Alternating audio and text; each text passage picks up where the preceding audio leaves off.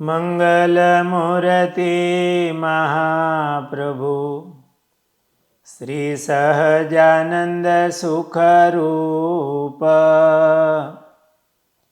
ભક્તિ ધર્મ સુત શ્રી હરિ સમરું સદાય અનુપ.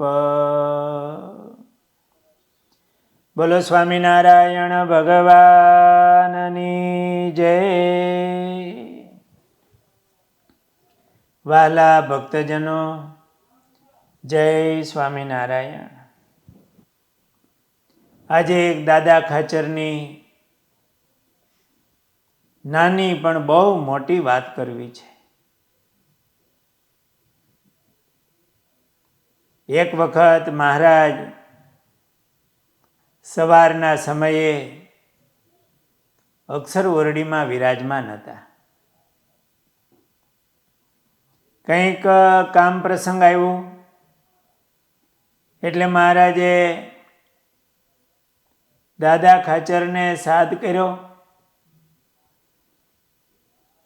કે દાદો ક્યાં? એ સમયે દાદા ખાચર ડેલીએ હજામત કરાવતા હતા. પાર્ષદે જઈને કીધું મહારાજ તમને બોલાવે. તે અડધી હજામત થઈ હતી ને અડધી બાકી હતી. મહારાજ બોલાવે છે એવું સાંભળી દાદા ખાચરે હજામને કહ્યું, હજામત કરવી રાખ, મહારાજ બોલાવે છે, બાકીનું કામ પછી કરજે. પછી પોતે માથે લુગડું વીંટીને અક્ષર ઓરડી આવ્યા. મહારાજ કહે દાદા ક્યાં હતા, શું કરતા હતા? મહારાજ હું હજામત કરાવતો હતો. તે હજામત પૂરી કરીને આવ્યા ને?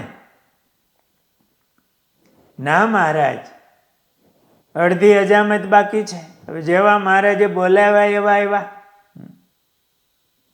મહારાજ હજુ અડધી હજામત બાકી છે, તમે સાદ કર્યો એટલે આવ્યો.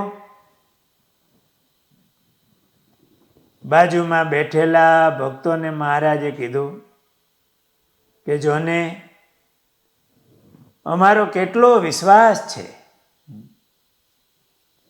તે અમે બોલાવ્યા તે હજામત પડતી મૂકીને આવ્યા. આ દાદા ખાચરને મહારાજમાં કેવું હેત હશે,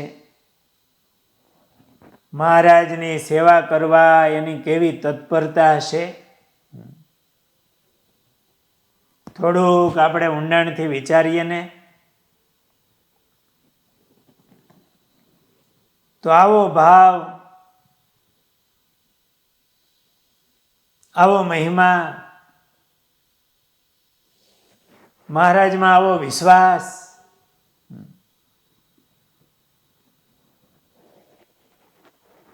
કે બીજે ક્યાં જોવા મળે. દાદા ખાચર અજોડ છે. એમના હૃદયની આપણા હૃદયમાં થોડીક ભાવના આવી જાય, મહારાજનો મહિમા સમજાય તો આપણે મહારાજની કોઈ આજ્ઞા લોપાય નહીં. એનો કેવો વિશ્વાસ! મહારાજે એકવાર પેલો પાણીનો કુંજો હોય, એનું ગળું સાંકડું હોય, પેટ મોટું હોય, એમાં મહારાજે તરબૂચ નાખવાનું કીધું કે દાદા ખાચર આમાં તરબૂચ નાખો. હવે ઘડામાં તે કાંઈ તરબૂચ જાતું હશે, તરબૂચ મોટું હોય. ખોળામાં લઈને દાદા ખાચર આમ તરબૂચ નાખવાની મહેનત કરે. આપણા જેવા બીજા બેઠા હોય એને શું થાય કે આજ્ઞા કરનારાય ઠીક છે ને આ સાંભળનારાય પાળનારાય ઠીક છે, આવું તે કંઈ હોતું હશે. પણ મહારાજે દાદા ખાચરને આજ્ઞા કરી અને આમ પ્રયાસ કરે. મહારાજ કે કેમ ન ગયું? મહારાજ તમે કીધું એટલે જતું તો હશે, પણ મને આવડતું નથી. આવો દાદા ખાચરને મહારાજના વચનમાં વિશ્વાસ હતો. સંપૂર્ણ પોતાનું જીવ મન એ મહારાજને એમણે અર્પણ કરેલા હતા. એવા ઉત્તમ કોટીના ભક્ત શ્રીજી મહારાજને વાલા આ દાદા ખાચર હતા. સહજાનંદ સ્વામી મહારાજની જય.